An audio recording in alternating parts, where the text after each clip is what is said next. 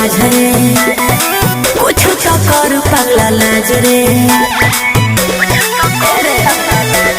सुन रे हो चिराई बाझरे कुछ तो कर पगला लाज रे कल तक रहले चरनिया न गिर बाहुबली बनो तारे आज रे कहे अब तो हनी के काम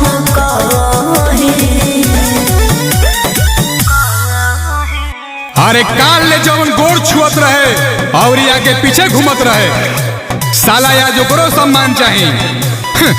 अब पवन सिंह के नाम से ही तोहनी के 4 लोग आज जानत भी बा।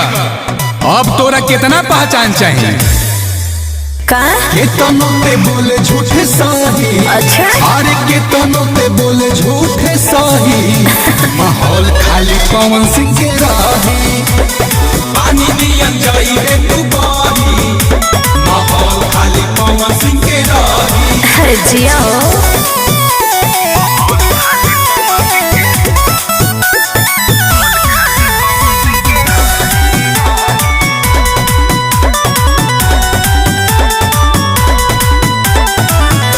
लगले बोले हमार बेटेन बा 4 लोग चिन्हताऊ नहीं के देन बा।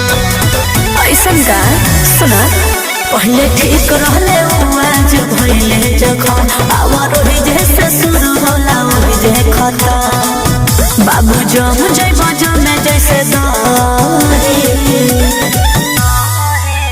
अरे जवान इंसान तोहनी के नाम और काम देलस तोहनी के ओकरे खिलाफ बोली बोले लगल सा आ प्यार से तनी सा डांट बोल का देलन। अरे साला दल बदलू तोहनी के अपन भगवाने बदल देलस बा। केतनो पे बोले झूठे सही। अरे केतनो पे बोले झूठे सही।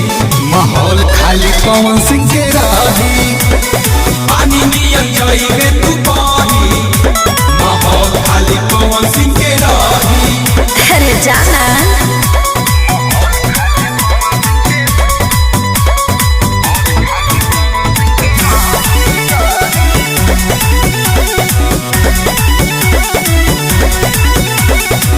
लगबत भागे जब फैन उनकर धासी कइल न जाला बाप से बदमाशी। इतना भी बाबू मत अभिमान करो गुरु कहे हो तो गुरु का सम्मान करो अब दुआरा न भाईचारा लो केतनो पे बोले झूठे सही। अरे केतनो पे बोले झूठे सही। माहौल खाली पवन सिंह के